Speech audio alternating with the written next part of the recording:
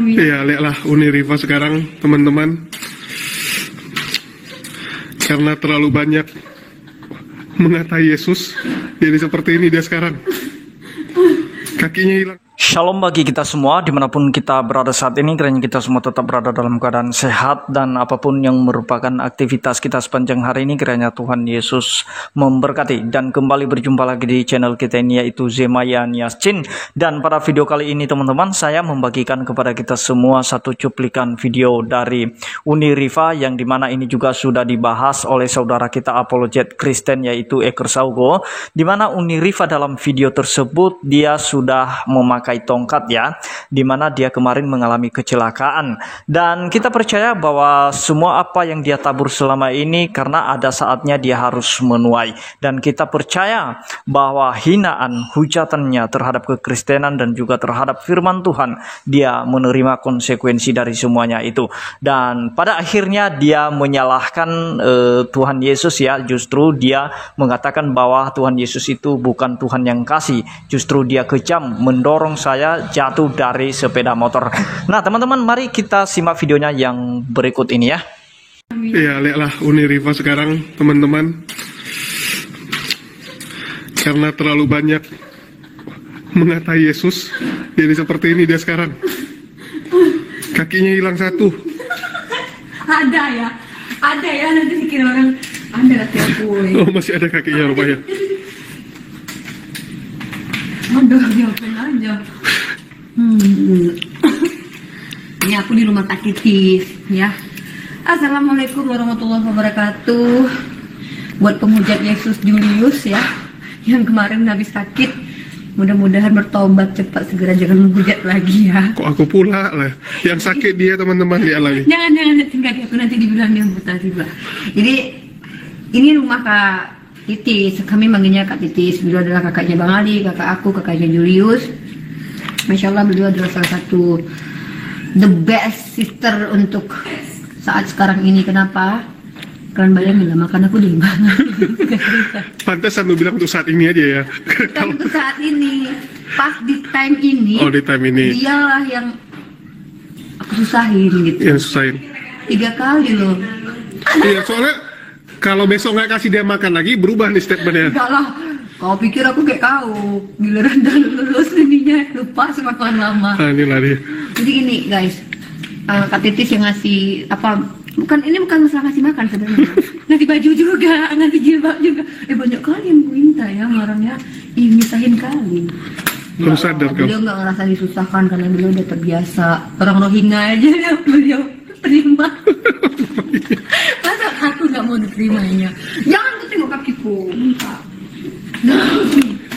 Nah itulah rumahnya Kak Titis ini guys. Apa nggak gemuk aku di sini, ya kan? Apa nggak gemuk aku di sini? Makan 3 kali sehari cukup. Lama-lama pengen dijadikan adik angkat kandungnya. Masukkan aku dalam daftar keluarga Kak. Memang ngerepotin satu manusia nih. Ya, saya stop sebentar ya. Itu kondisi kaki Uni Riva, ya, bengkak, ya, karena jatuh dari kursi. Ya, kita lanjut, ya. Apa kau senang kok, ya? Ya, sekarang pertanyaan yang paling banyak nih ditanyain nih. Apa benar Anda sedang terkena azab? Jadi kalau segini, kalau seandainya memang teman-teman kita Kristen mengatakan bahwa aku tuh diazab sama Yesus, maka selama ini benarlah pernyataan bahwa Yesus itu tidak mengajarkan ajaran kasih. Bayangin, aku cuma berdebat tentang dia aja, dia azab aku sampai begini. Aku lagi paruh di atas kursi didorong sama dia. Berarti dia nggak sekasih itu kalau memang dia yang mengazab aku gitu loh. Kau bayangin ya, Paulus aja yang membunuh, dia ampuni. Rambut aku kelihatan nggak, Jo? Nah, Paulus aja yang membunuh, dia ampuni. Masa aku berdebat membela kehormatannya, diazab dia, didorongnya aku dari kursi. Pokoknya kalau misalnya ada orang Kristen yang bilang aku diazab Yesus, berarti kalian iyakan Yesus yang mendorong aku. Nggak fair itu. Minimal kalau dorong aku nampaklah wujudnya kan, biar bisa aku tanyain, ngapain aku didorong, apa salahku, gitu. Nggak ada lah itu. Dengan mengatakan bahwa Yesus mengazab aku gara-gara aku berdebat, itu bukan karena kamu mendebat, tapi karena kamu sering mengata-ngatai pendeta. Lah, apa pula? Nah gini, yang paling tidak boleh itu menghujat Roh Kudus, ya kan? pendeta Roh Kudus. Pendeta punya Roh Kudus.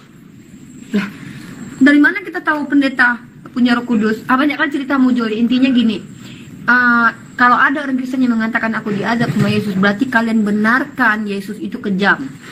Sikit-sikit ajak, sikit-sikit Bukan ajak. kejam, tapi tegas. Apa pula tegas kayak gitu dorong? Aku lagi pargoy di atas kursi terus didorong sampai terkilir kakiku. Si Julius bohong guys, yang dibilang kaki aku patah ya guys. Loh, ini bukan patah ya? Enggak, jangan ku sentir-sentir kaki aku. Jelek kali soalnya kaki aku. Mak, legam hitam kayak gitu jadinya bengkak biru. Teman-teman ya, bukan cuman aku yang diazab sama Yesus kalau kita pakai paradigma diazab Yesus ya. Julius nggak lama setelah bikin konten kakiku patah, masuk rumah sakit dia. Aku nggak masuk rumah sakit. Aku pergi ke rumah sakit untuk suntik vitamin, Nggak bisa beda. ngomong dia. Gara-gara sering menghujat jadi nggak bisa ngomong dia. Oke, teman-teman, yang demikianlah cuplikan video singkatnya ya. Kalau Anda mau menonton secara lengkap, Anda bisa menonton video secara utuh di video Unirifa ini. Nah, teman-teman, saya sebetulnya sedih kenapa ketika di dalam kondisi sakit dia tetap masih juga tidak mau bertobat ya, tetap saja tidak mau introspeksi diri ya. Dia katakan kan dia sedang berjoget begitu ya, ya pastilah mungkin kemungkinan besar karena saking seringnya dia mau menghina Yesus, bahkan menafsirkan Alkitab dengan sembarang, akhirnya sebetulnya teguran ya, dia diingatkan supaya jangan sembarangan, dan akhirnya dia jatuh dan kakinya tadi sampai bengkak ya.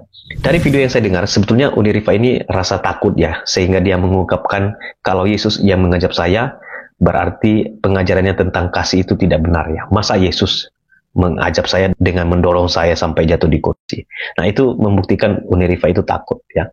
Tetapi seharusnya dengan kondisi itu dia harusnya introspeksi diri dan bertobat dan tidak mengulangi kesalahan itu, memperbaiki ya, bahas saja kitab Anda. Nah, untuk memberikan jawaban terhadap video yang sudah kita dengarkan dari Unirifa tadi, saya mengutip di kitab Roma pasal 2 ayat 4 dan seterusnya ya. Maukah engkau menganggap sepi kekayaan kemurahannya, kesabarannya, dan kelapangan hatinya? Tidakkah engkau tahu bahwa maksud kemurahan Allah ialah menuntun engkau kepada pertobatan? Tetapi oleh kekerasan hatimu yang tidak mau bertobat, engkau menimbun murka atas dirimu sendiri pada hari waktu mana murka dan hukuman Allah yang adil akan dinyatakan. Ia akan membalas setiap orang menurut perbuatannya. Jadi kita percaya bahwa semua orang itu akan mempertanggungjawabkan apa yang dia perbuat. Tetapi perlu direnungkan bersama-sama. Maukah engkau menganggap, ayat 4 ya, maukah engkau menganggap sepi kekayaan kemurahannya, kesabarannya? Apakah engkau tidak mengindahkan kesabarannya, bahkan kelapangan hatinya? Tidakkah engkau tahu bahwa maksud kemurahan Allah ialah menuntut engkau kepada pertobatan? Kalau masih diberikan kekuatan kesehatan napas hidup, seharusnya itu membuat Unirifa itu sadar dan bertobat. Ya, tetapi memang Alkitab mengatakan karena kekerasan hatimu yang tidak mau bertobat, engkau menimbun murka atas dirimu sendiri. Jadi kalau akhirnya nanti Unirifa sampai misalnya diizinkan untuk mengalami kondisi yang sangat berat, sakit, itu terjadi karena kekerasan hati, karena tidak mau bertobat. Hei, senyum jangan terpaksa banget. Joget dong, joget.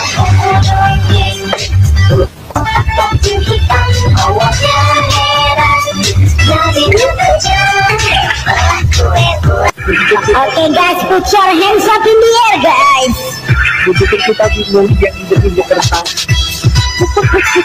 Kita panggilkan bintang tamu kita.